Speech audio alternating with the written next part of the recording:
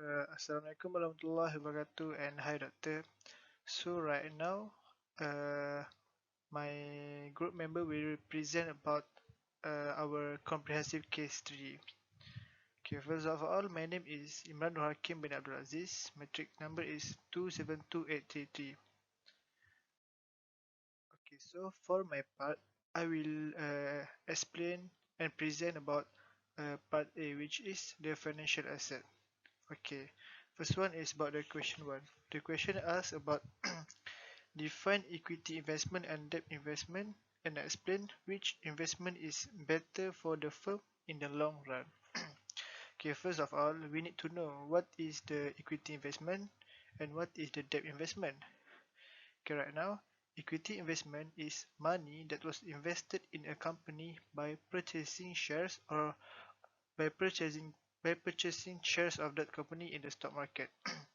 And the other investment is the investment, which is debt investment is referred to an investor lending money to an institution or organization with the expectation that the borrower will pay back the investment with interest. So, uh, which investment is better for the firm in the long run? Okay, equity investment are typically earn a higher rate of return over the long term. However, equity investment are seen as higher risk. Since the firm are doing great after operating for 10 years, debt investment would be a better investment for the firm because it tend to be more secure and bear lower risk than equity investment, but usually offer a lower and more consistent return.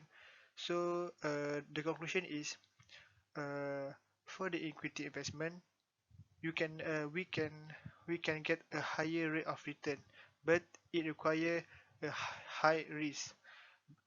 For the debt investment, uh, for the debt investment, it will offer the lower and consistent risk, but we just need to bear only lower risk rather than equity investment.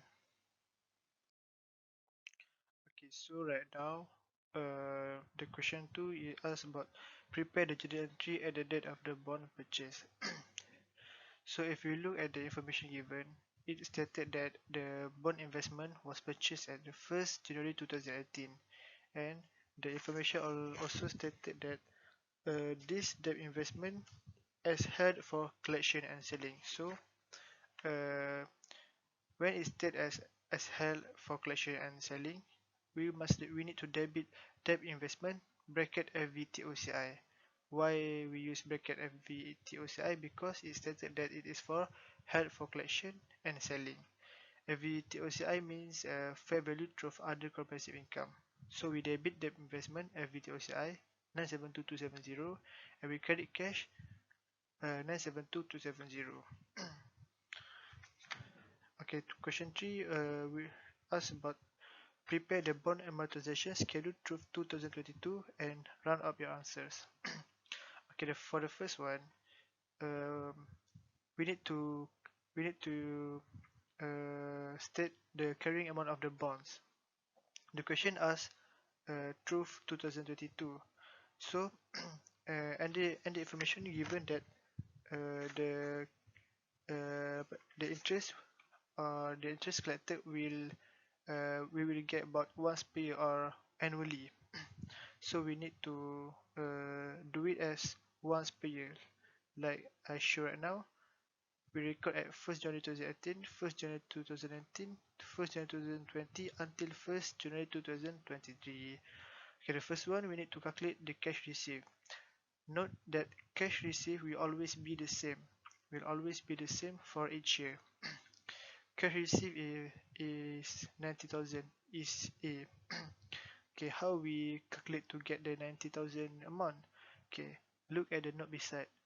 A is equal 900,000 ringgit multiplied by 10%, so we will get the cash received or interest for each year annually. Okay, 900,000 ringgit is the amount that the bond will mature, and 10% is the our stated rate.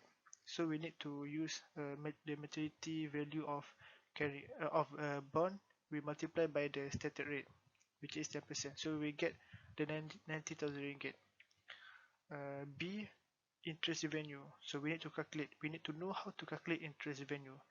Interest revenue, we can get it. We must use the carrying amount of the bond at the date of the bond purchase. We multiply by yield rate or market rate, which is 8%. So we will get this amount, 77,782. Next one is bond premium amortized. Bond premium amortized, just simple. We just need to use cash receipt and we minus by the interest revenue. So we will get the bond premium amortized at 12,218.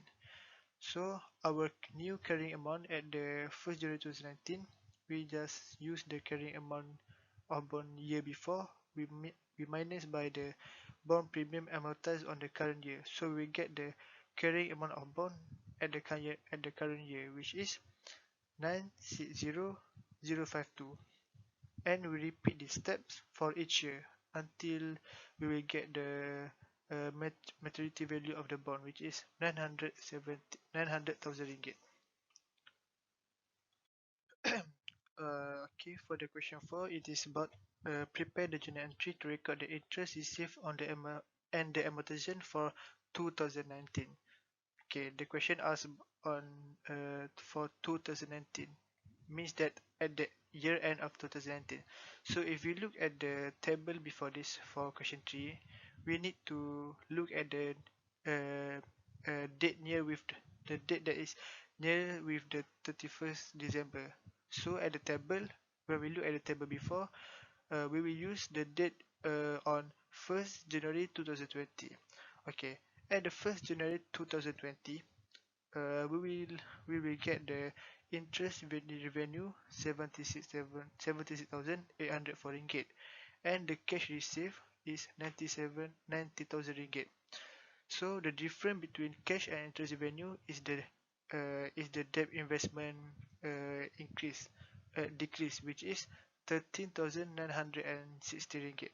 So this value means that our debt investment, our carrying amount for the debt investment for the year before will decrease on current year, which is about 13,000 ringgit 970 13,000 ringgit and 916 ringgit.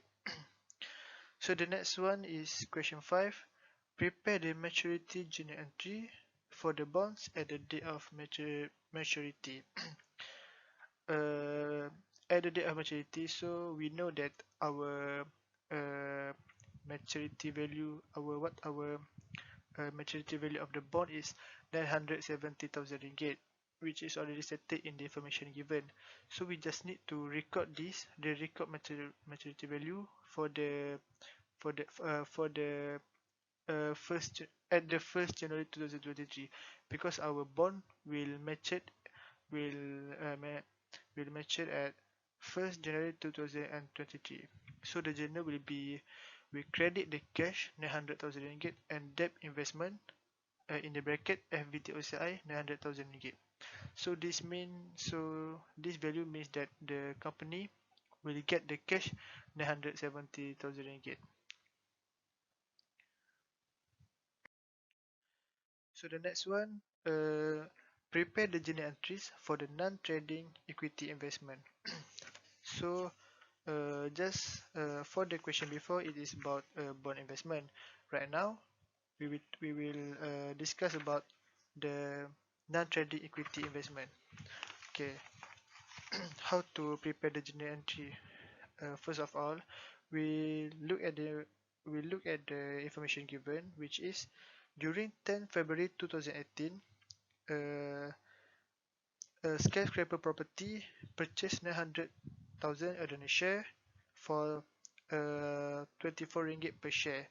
So the first one, we debit the equity investment, which is 24 ringgit, which is the amount of each share, and we multiply by 100,000, which is the 100,000 share that we bought, the company that the skyscraper property bought it.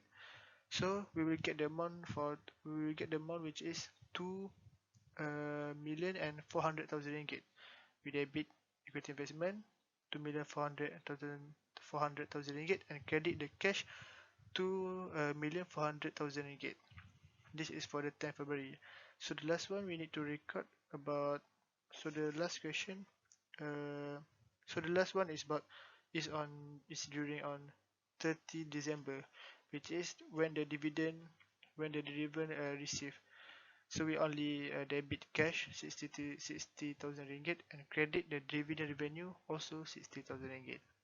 So the last question for part A is question 7, which is as a senior accountant of SP explains the disclosure requirement of three types of risk that may arise from financial instrument. So the three risks that may arise from the financial instrument is about credit risk, liquidity risk, and management risk. Okay, first is credit risk. Entity will suffer a financial loss due to counterparty failing to pay its obligation. Credit risk relates to an entity's financial asset. Disclosures about credit risk include credit risk management practices, information about amounts arising from expected credit losses, credit risk exposure, and information about collateral or other credit enhancement obtained. So the conclusion for the credit risk is about uh, our borrower failed to make the required payment to the company. That is just the conclusion for credit risk. The second risk is about the liquidity risk. Liquidity risk is a risk the entity will have difficulties in paying their financial liabilities. Liquidity risk relates to an entity's financial liabilities. Disclosures about liquidity risk include maturity analysis of financial liabilities with remaining contractual maturities and description of approach to risk management. Okay, basically liquidity risk consists of two types, which is the funding liquidity risk and assets liquidity risk. Funding liquidity risk is about inability to obtain the necessary funding of to, ob, inability to obtain the necessary funding at a reasonable cost. Uh, uh, Meanwhile, assets liquidity risk is about inability to liquidate assets as necessary at an acceptable price. So the last risk is about management risk. These instruments and managements must be managed properly. The standard asks the company to disclose how it is going to manage the investment till it lasts. So management risk is about how the management manage the financial instrument properly and disclose how it is going to manage the investment until the due date of the financial instrument. So that's all from me for the part A, which is for the financial assets. So we continue with my friend for part B. Thank you. Part B, financial liabilities. The question is about the skyscraper property SP issued bonds with a face value of 3 millions and a maturity date of 31st December 2026, where it have a stated interest rate of 10% and estimated yield rate of 12%. Interest on the bond is payable on January 1st and July 1st. The first question in this part B is asking to prepare the journal entries to record the bond issuance. So here is all the calculations that is needed to um, calculate the price of the bonds. Where here, as you can see, the maturity value of bonds payable 3 millions. This can be found in the questions. Then we need to calculate the present value of the principal by referring to the present value table. We use 9 years as the period of time and 10% as the discount rate. That's how we get the 0.4241. Then we multiply with the 3 millions and we get the value of the principal, which is 1,272,300.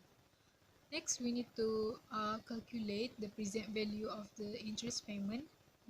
This time we need to refer to our annuity table. with the same period of time and discount rate, 9 years and 10%. That is how we get 5.7590. Then this time we need to multiply with the 75,000. We cannot multiply with the 3 millions because that is the whole value of the bonds, payable. Therefore, we need to find the cash paid each month. We need to calculate the 3 millions with 5% and 6 over 12 month. That's how we get 75,000. Okay, why 5% is because as stated in the question, it says interest on the bond is payable on January 1st and July 1st. There are 2 months there, so we need to multiply the 10% with 1 over 2. That's how we get 5%. Okay, after we get the present value of the interest payment, then we need to add both of the value, the value of principal and the value of the interest payment. That's how we get the proceed from sale of bonds. But this time we need, and then we need to minus with the maturity value of bonds payable. That's how we get the discount on bonds payable, which is the price of the bonds. So after we done with the calculations to find the prices of the bonds, then we can record the bond issuance in the journal entries. As you can see here, we debit the cash and then we credit the bonds payable with the amount of 1,704,225. And then moving on to the next question. The question asks to prepare the adjusting entries as of 31st December 2017. To answer this question, we need to prepare the bond or the schedule of bond discount amortization. So, before we record the amount, we need to calculate the beginning amount for the schedule. As you can see here, there are 4 elements in the schedule of bond discount amortization, which are cash paid each month, interest expense, discount amortized, and also the carrying amount of bonds. For the cash, to calculate the cash paid for each month, we just need to multiply the 3 millions with 5% and times with 6 over 12 months. That's how we get the 75,000. And then for the interest expense, we need to multiply also the 1,704,225, which is the amount of bonds issuance that we calculate earlier in the previous questions. We multiply with the 12%, which is the yield rate, and then we times with 6 over 12 months also, and that's how we get the interest expense. And then for the discount amortized, we just simply minus the interest expense with the cash paid each month. And then for the carrying amount of bonds, we add the 1,704,225 with the discount amortized, and that's how we get the new carrying amount of the bonds. After we done with the beginning amount, after we done with the calculation of the beginning amount, we can transfer the calculations into the, we can transfer the calculation that we did in our schedule of bond discount amortization. As you can see here, the cash paid is all the same, it never changed. And then on the 1st of January 2017, there is no cash paid or interest expense and discount amortized because the bond was issued on that 1st January 2017. So we just record the carrying amount, which is 1,704,225, and then to find the interest expense, we need to we just need to multiply the previous carrying amount with 12% and also times with 6/12. And then to find the discount amortized, we just simply minus the interest expense with cash paid, and that's how we get the discount amortized. And for the next carrying amount, we just simply add the discount amortized with the previous carrying amount, and that's how we get the next carrying amount. We can for the next month on the first July, on the first January 2018, we have calculate using the same formula to find the next interest expense, next discount amortized, and also the carrying amount. Here we did the schedule from the 1st January 2017 until 1st July 2018. After we done with the calculations and record it in the schedule of bond discount amortization, we can record the adjusting entries for 31st December 2017 in the journal entries. As you can see here, we debit the bond interest expense and credit the bond interest payable. Also the bond payable, we are using the amount from the 1st January 2018 because there is the carried forward amount. And for the last question in this part B, the question number 10, briefly explain the accounting treatment for the retirement of the bonds. Okay, if skyscraper property retired before maturity, a gain or loss may arise.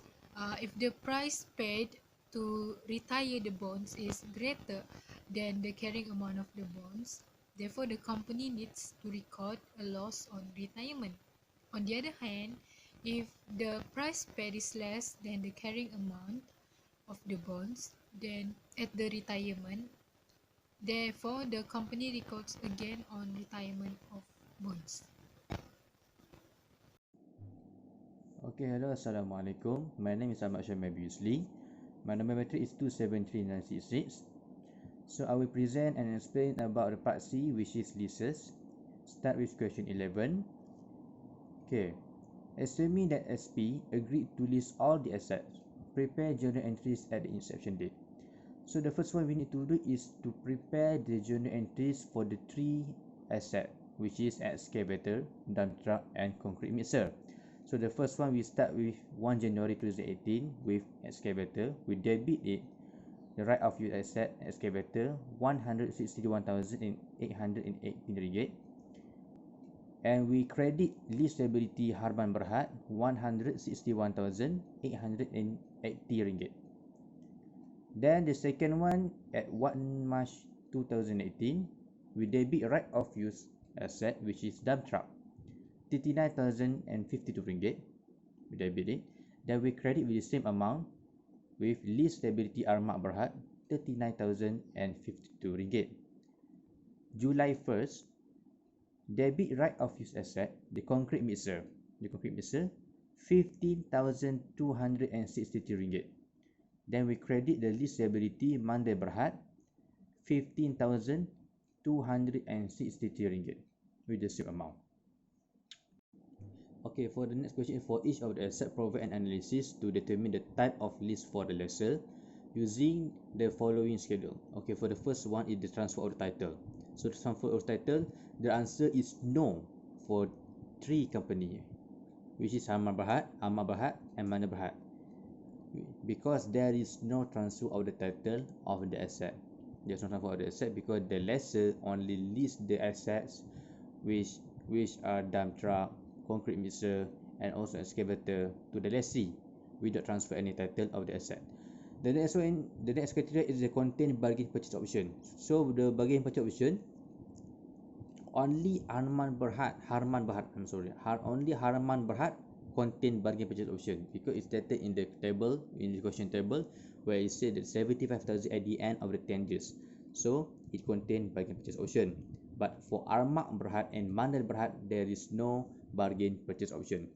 So for the next one is economic life test. The formula is we can take the lease term divided with the estimated useful life of the asset. So we take the 10 years, that is for Harma Berhad, we take 10 years, the lease term divided with 25 years, the estimated useful life of the asset, we can get the 40%. Then for Armak Berhad, we can take the 7 years, the lease term divided with the 15 years, the estimated useful life of the asset, we can get the 47%. For the Mandai Berhad, we can take the 3 years, the lease term divide with the estimated useful life of the asset, which is concrete mixer, 7 years, then we can get 42%. Okay, the next one, the present value of MLP equals at least substantially all of fair value of the lease asset. So the formula here is we can take the present value divide with the fair value of the asset. Okay, so we start with Harman Berhad. Harman Berhad, we need to take the 50,000, the yearly rental, multiply with 7.722. 7.722, you can get by referring the present value of annuity table, where the I interest equal to I equal to 5% and the N is equal to 5 years. So you can get the amount is 7.722, and you can stop at there. You need to plus the 75,000 the purchase option, 75,000 purchase option, multiply with the 0.614. 0.614 you can get at present value table PVIF, where is by referring the same information, N equal to 10 years and the I interest equal to 5%. Then you can get the 0.614. Okay, after that, after get the present value, we need to divide with the fair value, which is for the Harman Berhad 220,000, and we can get the answer is 74%. Okay, for Harman Berhad, take the yearly rental 6,000, multiply with 6.002 by referring the information which are N equal to 7 years and I equal to 4%. So you can get the 6.002, but you can stop at there because the Armak Berhad and Mandai Berhad contains guarantee residual value. So for Armak Berhad, you need to plus 4,000 multiply with 0.760. Where we can get the 4,000? 4,000 is after the GRV minus with the estimated residual value. 15,000 minus with the 11,000, you can get the 4,000. Then multiply with 0.760, you can get from the PVIF table with the same information with the PVIF information. I equal to 4% and N equal to 7 years. After divide with the 17,000, then divide with the 17,000, the fair value of the asset for the Armak Berhad, then we can get the answer is 56%. Then the next for Mandai Berhad. For Mandai Berhad, okay, take the yearly rental 5,500 multiply with 2.77509, I'm sorry, and actually we need to plus the guaranteed residual value, but after GRV minus with RV is equal to 0, so there is no GRV for Mandai Berhad. Then we need to divide with RM 20,000. 20,000 is the fair value for the concrete mixer Mandai Berhad. So we can get the answer is 76%. Okay. The next criteria is type of lease. For the type of lease, Harman Berhad is finance lease, Armak Berhad is operating lease, and Mandai Berhad is finance lease. Okay, for the question 13, the next one. Mr. Kiran proposes to issue bonds and with the cash proceeds purchase the needed assets. What might be the advantage and what might be the disadvantage of it? So the first one, for the advantage of leasing may be more flexible in that the lease agreement may contain least restrictive provisions than the bond indenture. The next one, lease permits 100% financing of asset. And the third one, leasing may permit more rapid changes in equipment, reduce the risk of obsolescence, and pass the risk in residual value to the lessor or a third party. So that is the advantage of leasing. The next one is the disadvantage of leasing. The first one is in an ever increasing inflationary economy, retaining title to assets may be desirable as a hedge against inflation. B, the next one, the interest rates for leasing often are higher and a profit factor. And the third one, in some cases, owning the assets provides unique tax advantages, such as when bond depreciation is permitted. Okay, the next one is question 14. Mr. Farah, who just graduated in accounting, is auditing the company's financial statement for the year ended 31st December 2018. So he noticed that the 1st December 2017, the company entered into a lease contract. So the first question the company asked is question 14A, which is, what you determine about the lease? So based on the question, and also based on the MFRS 16, the lease should be considered as lease payment based on the MFRS 16, and it also should be capitalized. The next one is the question 14B, how you advise the company's account to account the lease. So the company should capitalize this lease at the present value of its minimum lease payment, which is RM5,778. So the following journal entry suggested, which is 1 January 2018, debit right of use asset RM5,778, and also credit the leasability with the same amount. The next one, to account for the first year's payment, as well as to make the correction to the original entries. So the following entry should be made, which is at 1st January, also at 1st January 2018, debit leasability RM462.24, debit interest expense RM2,777.76, and credit rental expense RM3,240. That's all for part C.